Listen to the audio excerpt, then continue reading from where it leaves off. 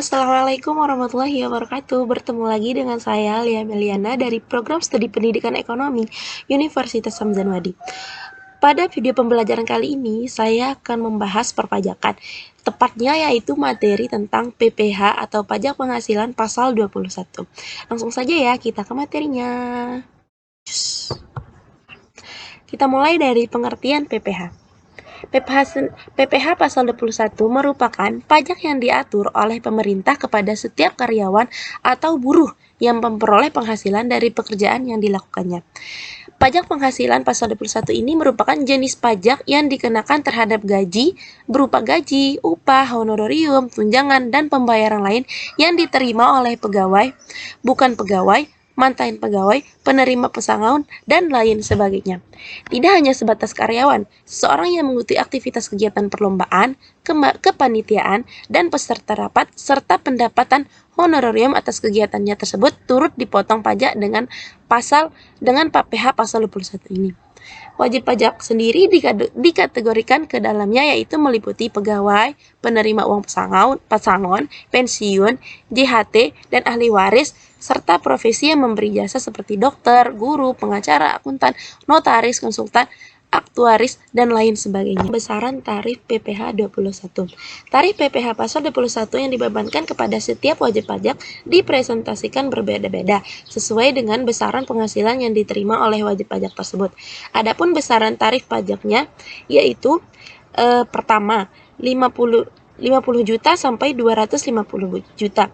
Wajib pajak yang memperoleh penghasilan tahunan di atas 50 juta hingga mencapai 250 juta adalah sebesar 15%, sebagaimana telah diatur dalam Undang-Undang Perpajakan itu sendiri.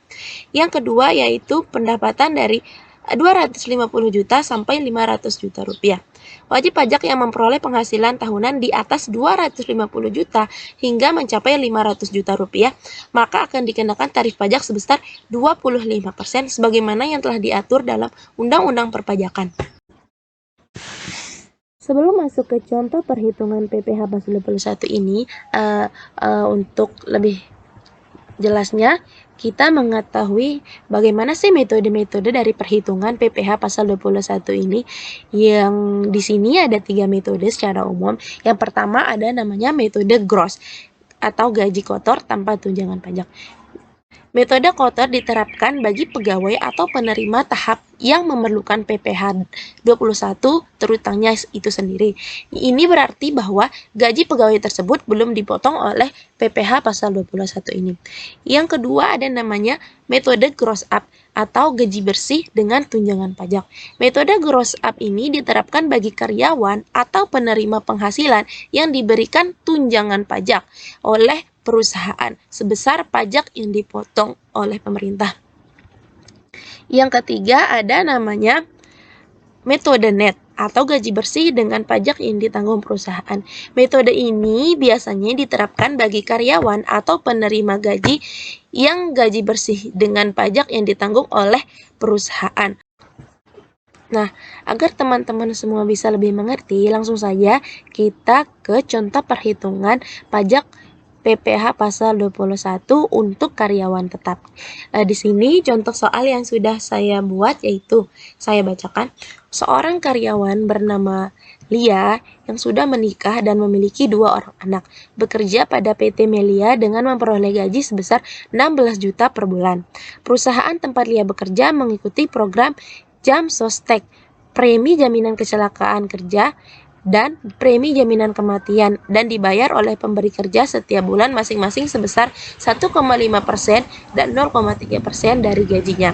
Selain itu, Lia juga membayar iuran pensiun sebesar 200.000 dan iuran jaminan hari tua sebesar 2% dari gaji untuk setiap bulannya. Pada tahun berjalan, Lia juga menerima bonus sebesar 10 juta. Nah, selanjutnya, mari kita hitung berapa sih besar PPh pasal 21 atau bonus yang diterima oleh Lia. Pertama di sini kita hitung yaitu PPh pasal dari 21 atas gaji dan bonus atau penghasilan setahunnya. Di sini sama-sama kita ketahui gaji setahun dari gaji per bulan yang diterima oleh Lia itu sebesar 16 juta.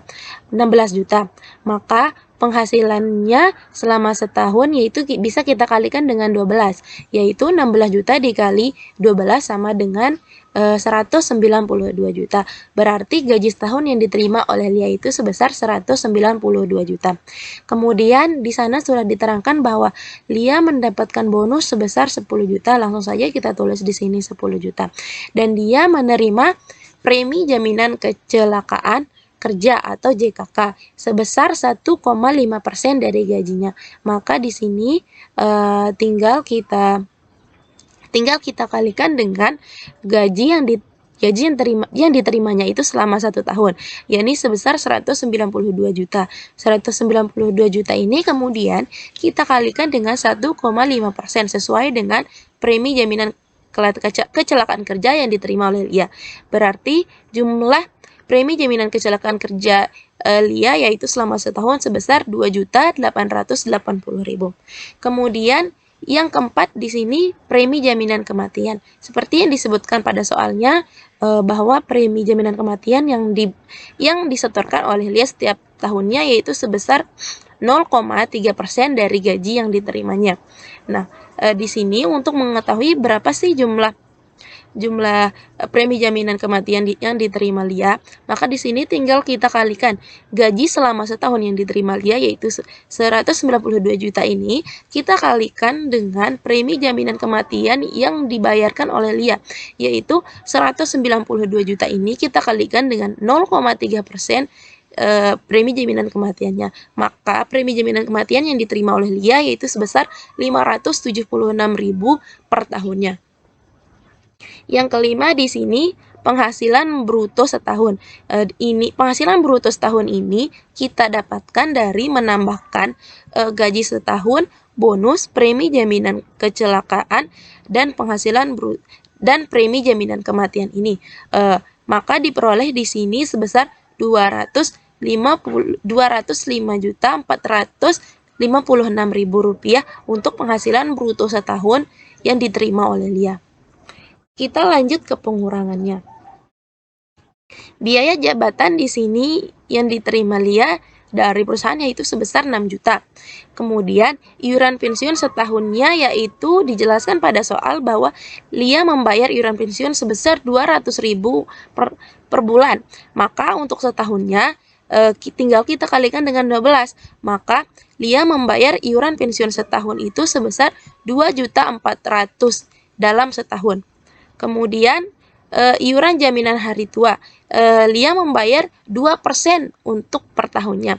Cara untuk mendapatkan iuran jaminan hari tua ini kita sama dengan cara mencari premi jaminan kecelakaan kerja dan premi jaminan kematian, yaitu dengan mengalihkan gaji selama setahun ini dengan iuran jaminan hari tua yang dikeluarkannya yaitu sebesar 2%. Yakni langsung saja 192 juta ini kita kalikan dengan 2%. Maka iuran jaminan hari tua yang didapatkan Lia yaitu sebesar 3.840.000.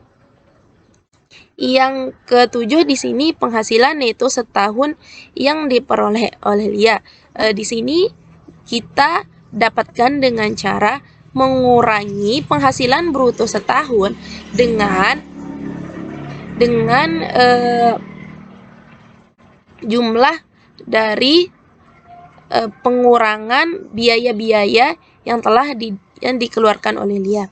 Di sini penghasilan bruto setahunnya yaitu 205.456.000. Nah, dari mana sih dapat yang 12.240.000 ini? Ini kita dapatkan dengan menambahkan biaya jabatan, iuran pensiun selama setahun dan iuran jaminan hari tua yang diterima oleh Lia. Maka didapatkan di sini sebesar 12.240.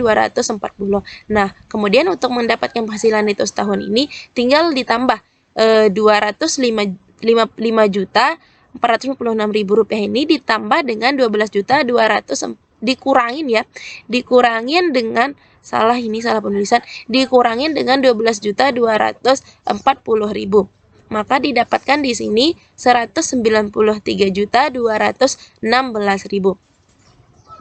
Yang ke-8 di sini kita ke PTKP atau K/3. Untuk WP sendiri sebesar 54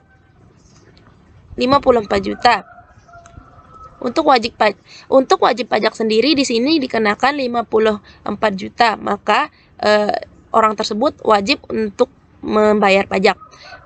Kemudian untuk tambahan wajib pajak kawin yaitu sebesar 4.500.000. Nah, dengan tanggungan Lia di sini ada dua orang anak, yaitu berarti sebesar 9 juta.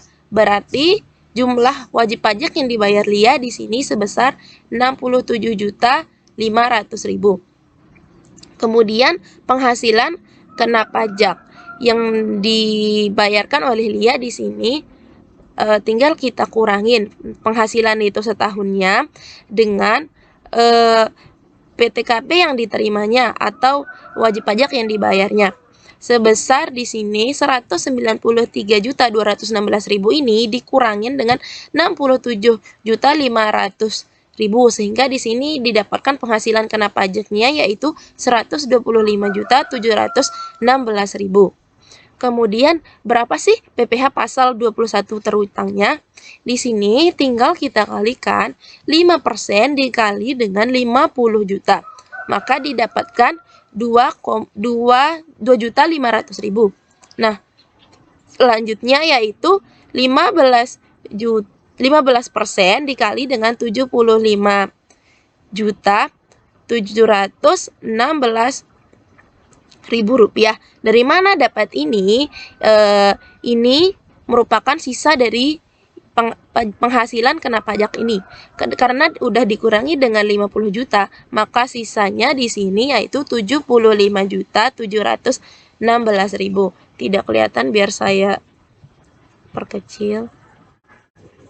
Maka di sini PPh pasal 21 terutangnya yaitu 15% dikali dengan 75.716.000 sebesar 11.357.000. Kemudian PPh pasal 21 atas gaji dan bonus yang diterimanya di sini sebesar 13.857.400 rupiah. Dari mana didapatkan ini? Ini didapatkan dari penambahan 2.250.000 ini ditambah dengan 11.357.400 rupiah ini. Kemudian didapatkanlah PPh pasal 21 atas gaji dan bonus itu sebesar 13.857.400 rupiah. Kita lanjut ke bagian kedua yaitu PPh pasal 21 atas gaji selama 1 tahun.